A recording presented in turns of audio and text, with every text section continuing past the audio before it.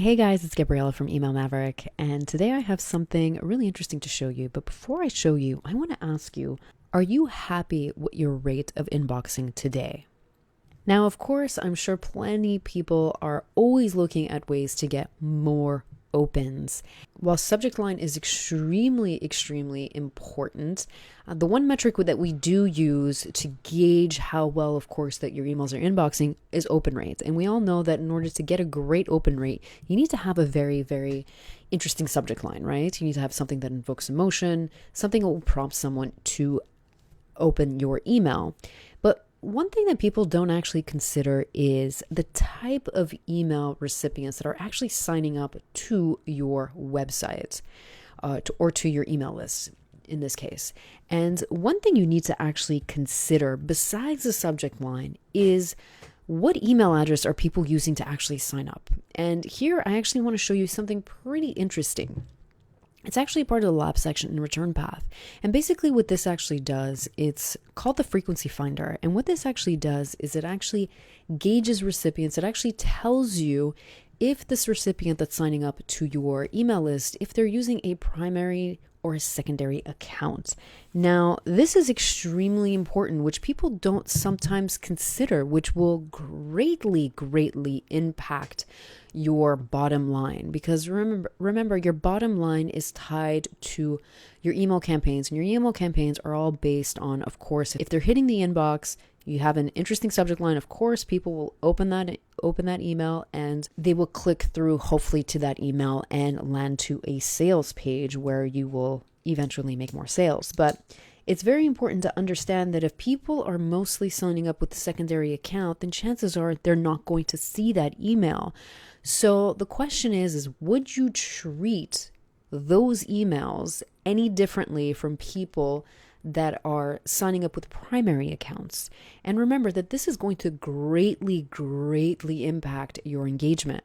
So let me give you a kind of a scenario so you can kind of put this into perspective a little bit. So let's just say you have an email list of 10,000 users.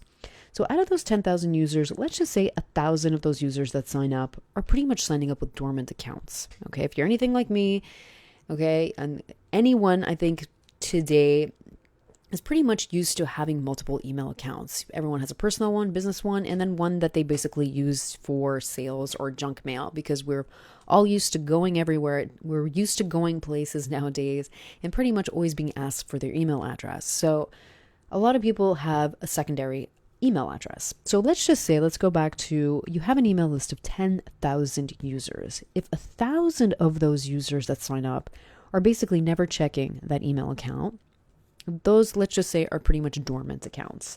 Now, let's just say you have 6,000 users that sign up with a secondary account, right? Maybe an email account they sporadically check, right? Maybe once a week or once a month or whatnot. And let's just say now the remaining 3,000 are primary account users. Now, you might not think that, okay, when you look at all these numbers in perspective, you're talking about close to 70% of people that are signing up to your email list that are not actually checking your emails up on a regular basis. Now, this is going to greatly impact your engagement rate. And remember, engagement is tied to inboxing. So if you're not able to get that engagement because people are not signing up with a primary account, then this is going to affect your inboxing rate.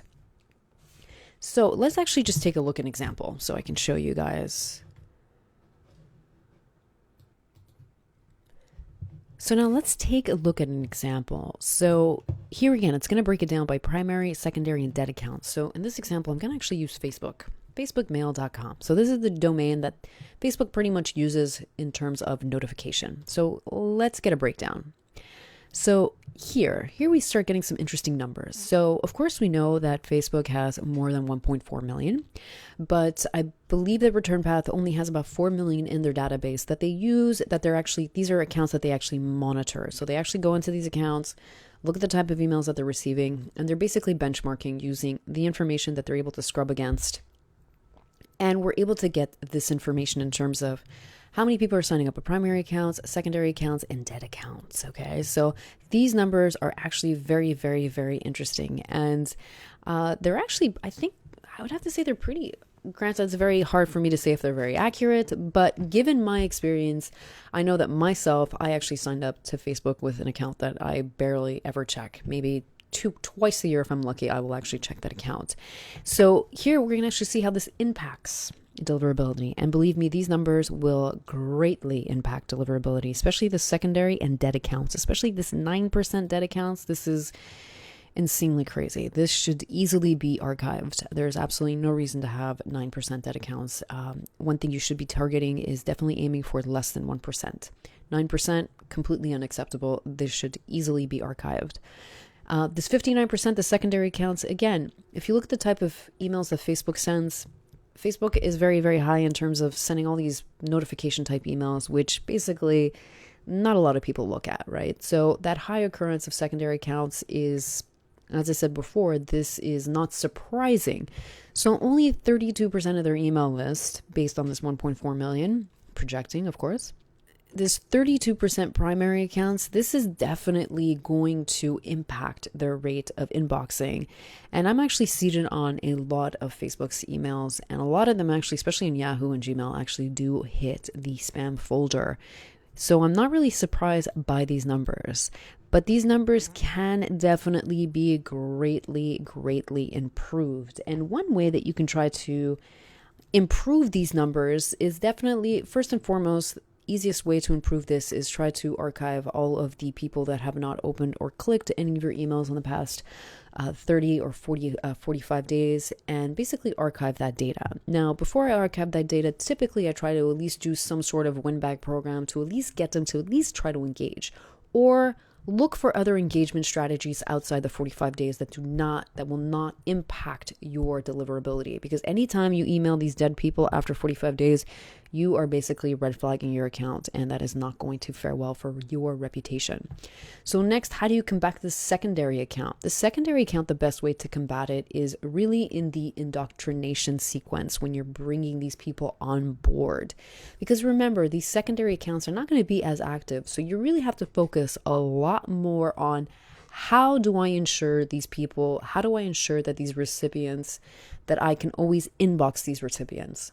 And the one way that I do is definitely through the filter. The one thing that I do in that indoctrination sequence is that I always encourage people to remind people that they need to filter their emails, because of the fact that emails are easily filtered. And if you're waiting for a specific notification type, especially for a notification type like this for Facebook, I would use the incentive of, hey, listen, if someone logs into your account, or if there's if there is some sort of irregularity or special notification, you want to ensure that you're actually getting it within the inbox. So make sure you inbox this, filter our emails to make sure you get this type of email.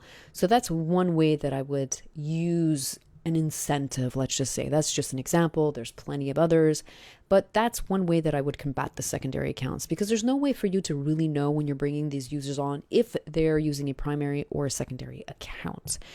This is just a tool that ReturnPath has that you can view afterwards, that you can scrub against. So that's two ways that you can easily fix. Now let's actually take a look at another.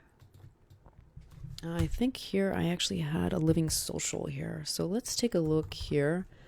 Again, I'm not trying to pinpoint, I'm not trying to pinpoint anyone in particular here. I'm just giving these as examples. So now let's take a look here at another. Here we have livingsocial.com.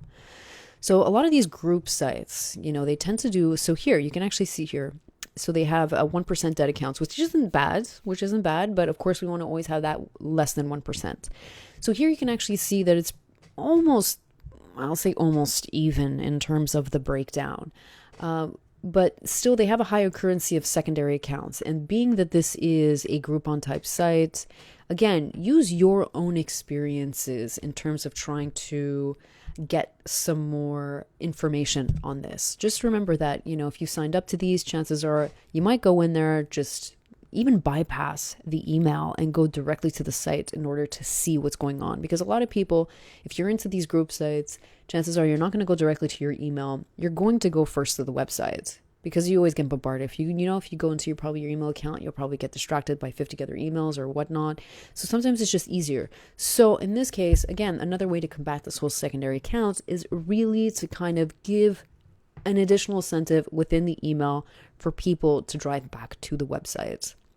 So again, these are just some ideas. So having these type of users, especially if you have a high occurrence of people that are signing up with secondary accounts, it's going to change, definitely going to change the way that you email in terms of frequency and also in terms of incentives and types of emails. Because remember, if you have a high rate of secondary accounts, you're going to have to work so much harder in order to gain that attention. So if you change the indoctrination sequence, you can help modify that a little bit. But also remember, keeping dead accounts will also greatly impact. So keep this in mind. Hopefully you found this interesting. If you have any questions or concerns, just email Gabriella at emailmaverick.com. Thanks so much.